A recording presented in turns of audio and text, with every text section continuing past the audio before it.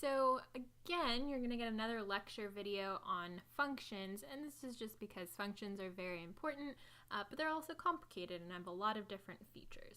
So the first thing that we're going to talk about is default arguments. Now before we do that, I just want to review what a function is and what an argument is. So in this really simple function here called a counter, I have one argument. It's this st thing, which to me in my mind stands for string, so I think that a string is going to come in. And essentially what happens is this function counts the number of a's that are in that string and returns that number. Now this should look familiar to us, right? We have an input which is given to us with an argument, and then we have, calculations and an output using the return function. So when I use this, I'm going to just put that there. When I run this, Python will run my function and store the output, which is the number of a's, in this variable count a, and then I get to print the count a just so I can see, oh, there's 4 a's in the sentence. Hello, my name is Aardvark. Okay, so now let's talk about those default arguments. Here is the exact same function, but we have one difference. And this difference is this little equal sign and string inside the definition of my function arguments. So what this does is it tells Python if the user, when they call the function, doesn't give you an argument for st, go ahead and use this string. So it's a default in the sense that if you don't tell Python what you want that argument to be, Python will assume it's the default argument. And the way that we tell Python what the default argument is using this argument equals and the default value. So when I run this, I want you to notice, look, when I run a counter, I am not giving it any argument. Now when I ran it before, I had to give it a string to count all the a's. So let's go ahead, and now that we have a default argument, let's see what Python does. Well, it runs with the string a, because we didn't give it an argument for that, we didn't give it a value for that argument, so it says, all right, I guess I'll use the default value, which we defined up here in the definition of the function. So we can use this with more complicated functions as well. So I have this function called numDiviz, and it has 5 arguments actually. It has 1, 2, 3, 4 numbers, and then a 5th number called number2check. And the purpose of this function is to check if the number stored in num2check is divisible by num1, num2, num3, and num4. And you can see that's actually exactly what our code does. So if the number is divisible by all of these, it'll return true. Otherwise, it'll return false. Okay, so you can notice I have all of these arguments, but I've also given all of them default values. And, just for the sake of your understanding, I made num1, num2, num3, num4 the first 4 prime numbers because, sometimes maybe I want to check if some number is divisible by the first 4 prime numbers. Okay. So one way that we can run this, and actually probably the way that we've been using this entire time, is to call the function and give it a value for each of the arguments. So I can give it the number 2, 3, 5, 7 for num1, num2, num3, num4. Remember, those are in order. Python will take the first argument you give it, or the first value you give it, to be the value of the first argument, the second value, the value of the second argument, the third value, third argument, etc., etc. So when we do this, Python says, okay, num1 is 2, num2 is 3, num3 is 5, num4 is 7. And then the number to check is 210. So when I go ahead and run this, Python prints out true, because it is true that 210 is divisible by 2, 3, 5, and 7. Okay, so now though, we did give default arguments to all of our functions, so we should be able to run this function without giving it a single argument, because every argument that's needed has a default number. So we run this, and this looks kind of weird, right? We're running a function with no arguments, but when we run it, Python does give us a value. It returns false because it turns out that 256, our default value for number to check, is not divisible by 2, 3, 5, and 7. Okay, so this is all well and good, but the best part of these default arguments is that we can change one argument without having to change them all. So say I want to check the number 1024 to see if it's divisible by 2, 3, 5, and 7. Well, I know that 2, 3, 5, and 7 are the default arguments for num1, num2, num3, num4. But until now, and actually let me delete this, until now, I don't have any way of telling Python just change the last argument, but leave the other ones as the defaults. I haven't been able to do this. So if I really wanted to do this, I would have to say, okay, well, 2, 3, 5, 7, comma, 1024. I'd have to restate these 4 arguments, even though I'm using the same numbers as the default. I'd have to restate them because Python takes these arguments in order. And if we tried to run it like this, Python would think that 1024 was the value for num1, not num to check. But as you might have seen before I just deleted it, I can tell Python the name of the argument that I want to change and set it equal to the value that I want it to be. And the beauty of this is that Python, since you didn't give it an argument for num1, num2, num3, or num4, assumes that you're going to use the defaults. And it does change num to check because we told it the name of the argument we want to change and the value we want to change it to. And this is so useful because now I don't have to type out all of the previous arguments to get to the last one, num to check. So when I run this, Python will totally be okay with it. It'll run with num1 as the default, num2 as its default, num3 as its default, num4 as its default, but with num to check as 1024. And you can see it printed out false because it's true. 1024 is not divisible by 2, 3, 5, and 7. Okay, so we don't have to have every argument in our function have a default. So I'm going to return to this function actually that we've used before, this power maker. And the purpose of this function is to return the number x to the power of y. Now, I don't know what people want to raise the power or raise x to, but I might guess that like oftentimes they want to raise it to the power of 2 or square it. So what I can do, and the inside of this function looks exactly the same, right? It's return x to the power of y. I can run this a couple of different ways. So I can say p equals powmaker 7, 3. And this is again how we've been running functions so far. I'm giving it one argument for the first one and one argument for the second one. And this tells Python x is 7 and y is 3. And when I print that out, well, I get 343, which is 7 to the power of 3. However, I do have a default argument for y. So if I wanted to square 7, since the default for y is 2, all I have to do is say powmaker 7. And Python will say, okay, well, the first value they gave me must be for the first argument. And, oh, well, they didn't give me a y, so I'm just going to assume that it's 2 because that's my default argument. And you can see that is what happens. We have 7 times 7, which is 49.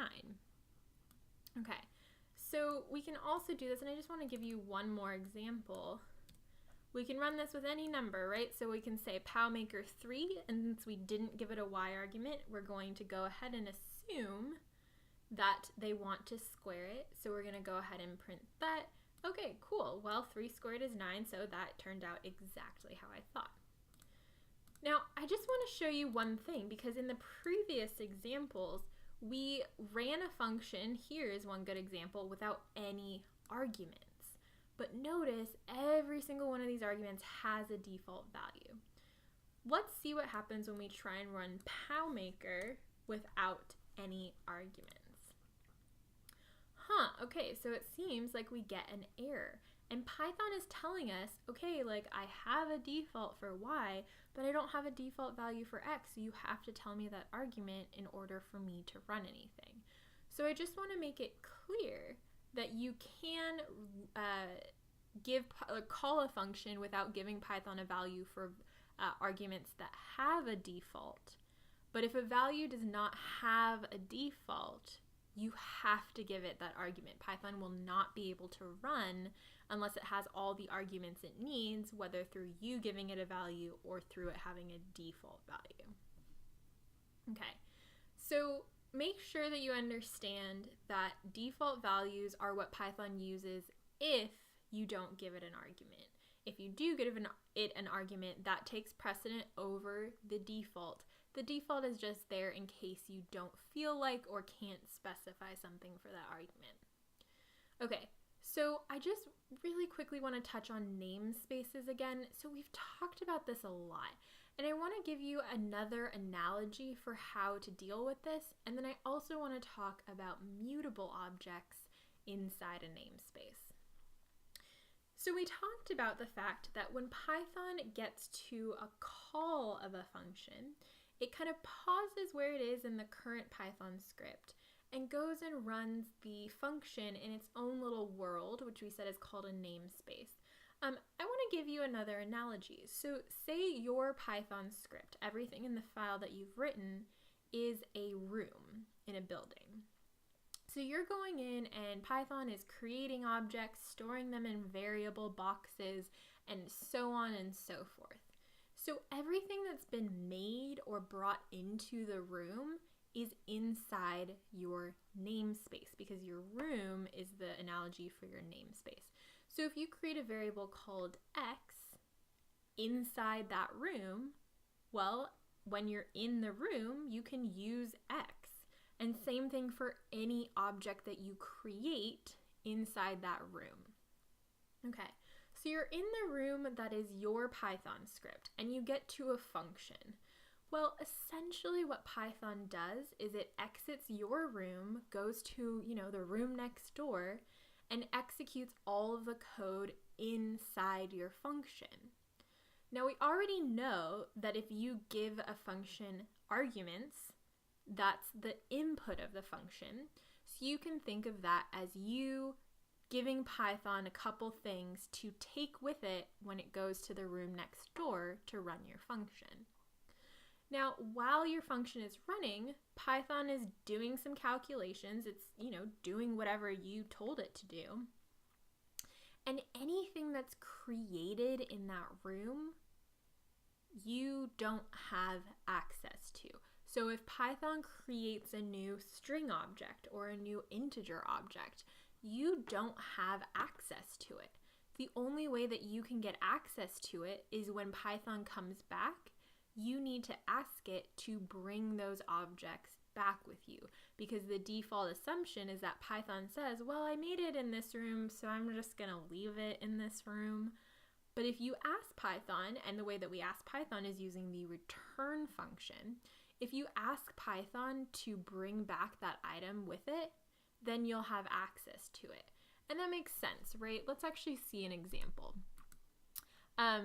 So if I have a function, and sorry for the placement of this, but we had the function adder before with x comma y.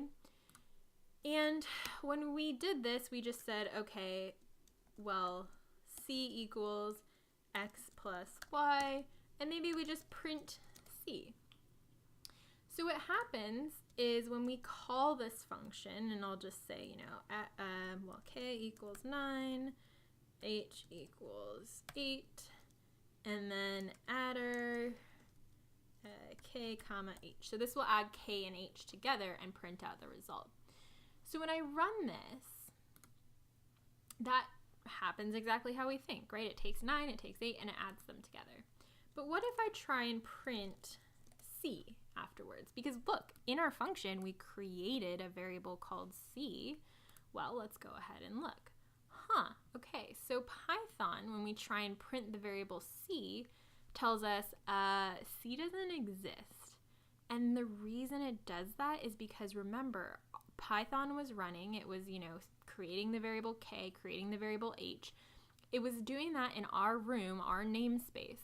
When it got to the call of the adder function, it, went to a different room, created the variable c using the inputs of X and Y, or what we feed it, which is K and H. So Python took K and H with it into the room, did a calculation and created this object C, printed out the object for you, and then said, all right, I'm done, and comes back to the room empty-handed.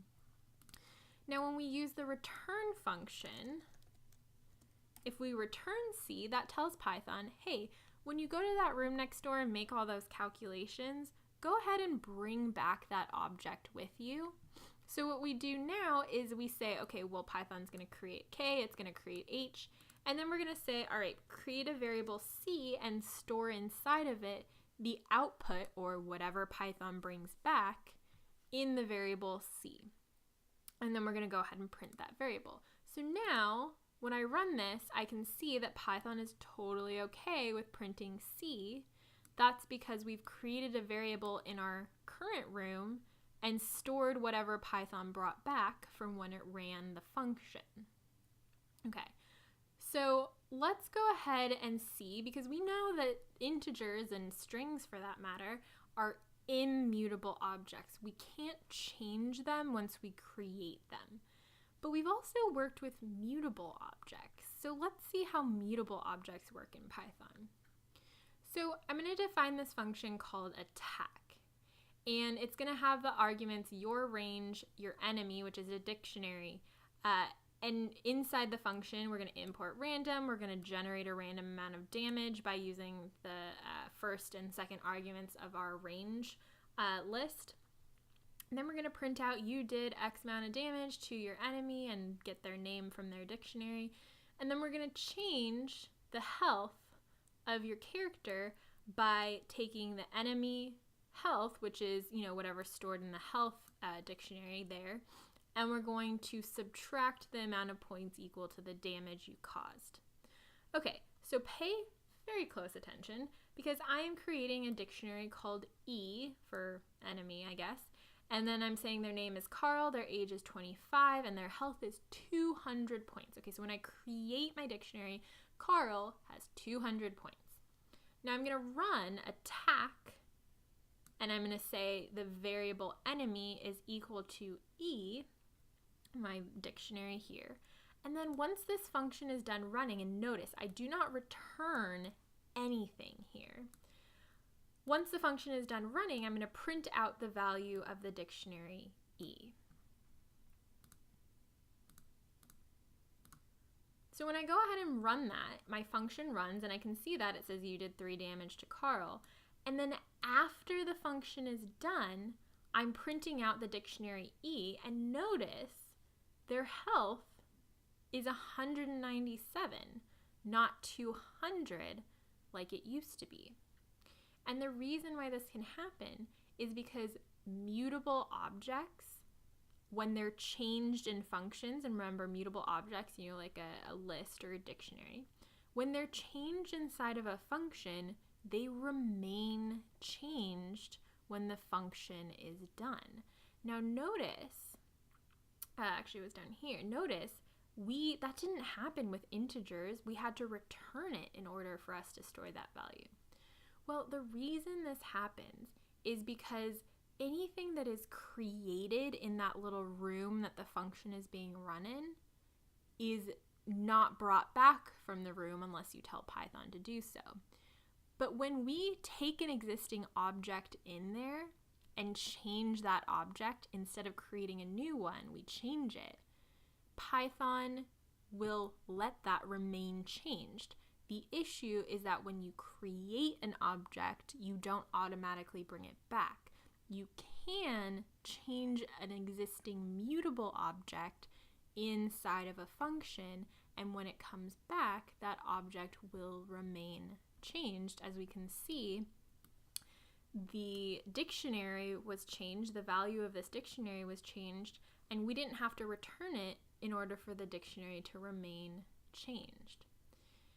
Now, let me show you a little bit more of a complicated example to contrast with what we just saw. So here's a very similar function, but now we also have the added argument of XP.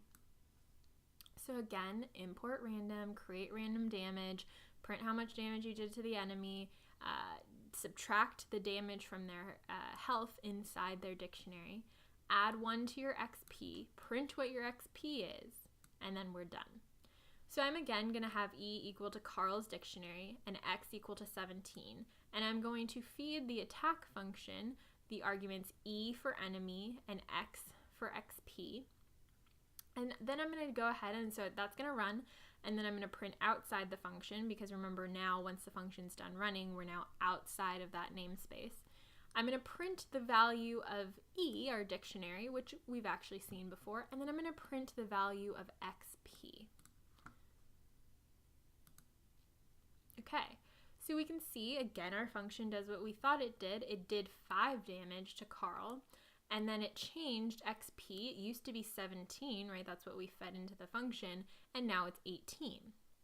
Okay, but now we're outside the function is done running, and when we print the dictionary, we can see, oh yeah, okay, well, Carl lost 5 health points. His health used to be 200, and now it's 195. Okay, but when I print out the value of X, it isn't changed. We saw that we added 1 to the XP, but here, oh, it's back to what it was. This is because an integer is not a mutable object. And you can actually see this reflected in the syntax. If we are saying, running this line, we say XP, the variable, equals this new object, the old value of XP plus 1. And this means that we created a new object. The new object is the integer stored in XP plus 1. And we stored it in that variable XP.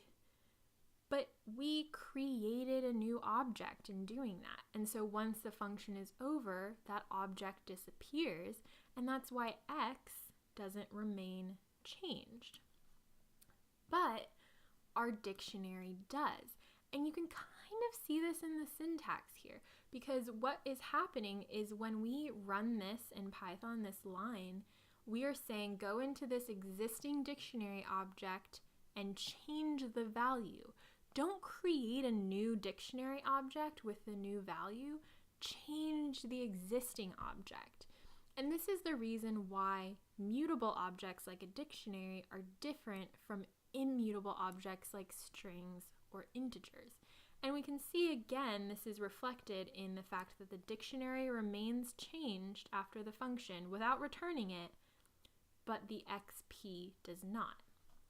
Now, if we wanted to keep that value of the XP, we can return it, and that just means that when we run our function, if we want to change the value of X, what we're going to have to do is say X equals the output of the attack function, right? So this means, okay, X used to be 17, but now reassign it the value of whatever Python brings back from the attack function.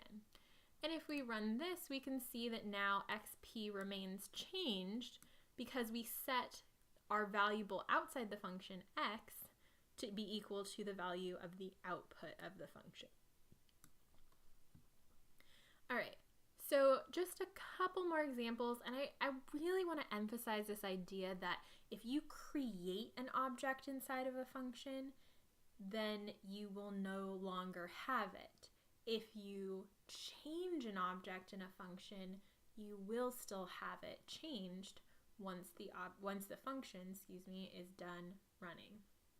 Okay, so I have this function called list add, and it takes in 2 lists. One is just a list L, and one is a list of things to add, which is why I call it L to add. So for each item in L to add, I'm going to append it to L. Then I'm going to print out L, and then I'm done. Notice I didn't return anything. So when I run this with L is an empty list and list to add is apples, bananas, milk, and bread, when I call the function using these 2 items, the empty list and this list of food things, we're going to be able to see that L, this lowercase l here, actually remains changed outside the function. So let's go ahead and run that. Oh. Let's go ahead and run that. Cool. So we can see that inside the function, once we added everything, L is equal to apples, bananas, milk, and bread. And then once we print it outside of the function, L remained changed. It is still equal to apples, bananas, milk, and bread. That's because the append function doesn't create a new object. It finds the existing list and it changes it. Okay, but I could rewrite this function to have pretty much the same, same calculation, but it'll be a little bit different. And let's look at how. So I know that I can use the append function, but I also know that I can add a list to a list. So here's my list add function again, but instead of L.append, I'm just saying L equals the old value of the list L plus the list containing one item, the item I. So when I run this, you'll see that inside the function, right here, when the list is full, it still has apples, bananas, milk, and bread in it. But when I printed it right here, when I printed it outside of the function, L is empty. But we did the exact same thing, right? Well, sort of, right? So what we did here, instead of using append, which changes the list object, we use this line, which says, okay, in the variable L, store this new object that we're creating, L plus the list with the item I inside of it. So even though it looks kind of the same to us, Python doesn't see it that way. Python sees that this line is creating a new object, and so when the function is done, we didn't change an existing list, we created new list objects. So that's why when we run this function with this line instead of L.append, we see that the list that we started with, the first argument of this function, remains unchanged. Inside the function, it had all of these values. Outside of the function, those don't exist anymore because instead of changing the list, we created a new list object. Okay, so the last thing that I want to do is just do an example live with you. So we're going to write a function that takes one argument, a string called meat, and asks if the user wants cheese, lettuce, beans, rice, and guacamole. Then for every item they do want, we're going to append it to a list called order, and then we're going to print out a string describing their order. So I have this function, I'm going to call it Chipotle. I'm going to say meat equals chicken. And remember, this tells Python that if they don't tell us a meat, the default is going to be chicken. Okay, so I have a list called order, and I'm going to have an empty list. And the first thing I'm going to do is say order.append meat, because whatever meat they give us, I'm going to add that to their order. Now I'm going to use the input function, and I'm going to say lettuce equals input. Do you want lettuce?